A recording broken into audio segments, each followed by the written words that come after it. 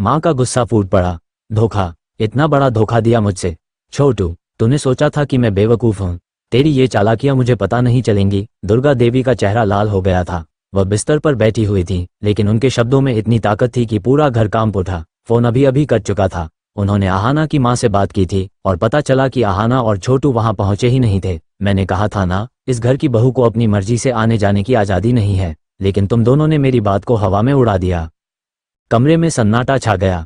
छोटू और आहाना अभी अभी घर लौटे थे। वे दोनों बाहर घूमकर आए थे, मूवी देखी, मॉल में शॉपिंग की, पानीपुरी खाई और रात का डिनर भी बाहर किया। छोटू को लगा था कि उनका प्लान परफेक्ट था, लेकिन घर पहुंचते ही बड़ी माँ का फोन आ गया था। कहाँ थे तुम दोनों?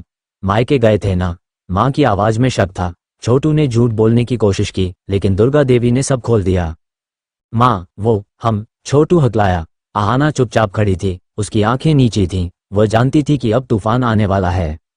चुप, एक शब्द नहीं। दुर्गा देवी ने हाथ उठाया। तुमने मुझे झूठ बोला, कहा कि आहाना अपनी माँ से मिलने जा रही है और मैंने इजाजत दे दी, लेकिन तुम दोनों बाहर घूम रहे थे। क्या ये घर तुम्हारा होटल है? आओ जाओ जब मन करे। आहाना ने सिर उठाया। माँ, गलती मेरी है। छोटू ने तो बस। तू चुप रह। दुर्गा देवी ने आहाना की तरफ देखा। उनकी आंखों में गुस्सा था, लेकिन कहीं गहराई में दर्द भी। तू इस घर की छोटी बहू है, लेकिन तेरे अंदर बड़ी वाली की तरह चालाकी है। मैंने तुझे रोका था, क्योंकि मैं नहीं चाहती थी कि तू जाए, लेकिन तूने मेरी पीठ पीछे ये किया।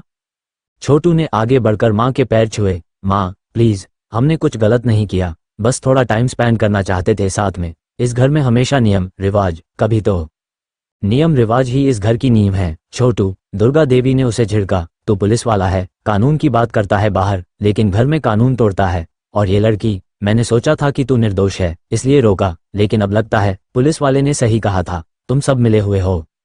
घर के बाकी सदस्य इकट्ठा हो गए। बड़ी बहू, जिसका नाम राधिका था, कोने में खड़ी मुस्कुरा रही थी। वह सोच रही थी, अब आहाना की खैर नहीं। देवर जी, यानी छोटू के बड़े भाई, चुपचाप देख रहे थे, और घर की नौकरानी, जिसे सब चाची कहते थे, डर से कांप रही थी।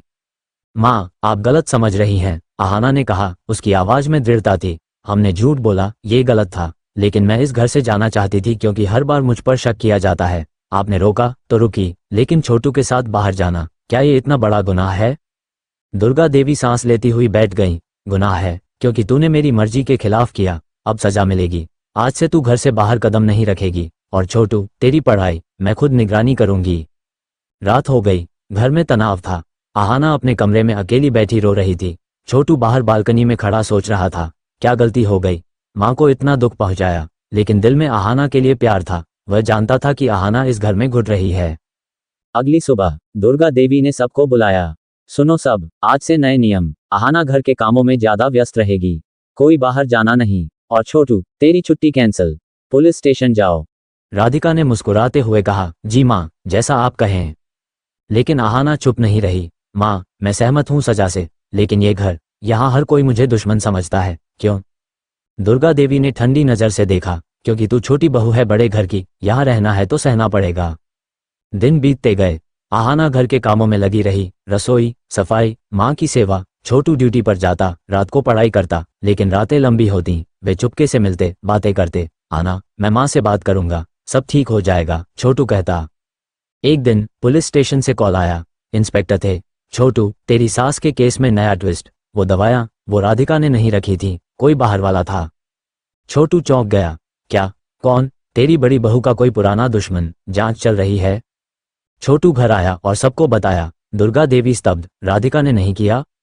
राधिका रोने लगी। माँ, मैंने कुछ नहीं किया, वो पुलिस वाला झूठ बोल रहा था। लेकिन सच्चाई सामने आने लगी।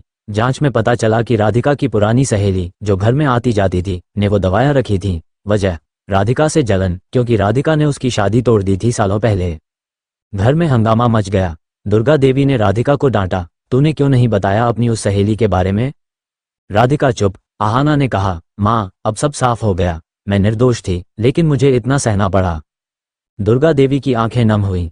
बेटी, मैंने गलती की, तुझे शक किया, लेकिन मैं तुझे प्यार करती हूँ, जता नहीं पाती। आहाना ने माँ को गले लगा लिया।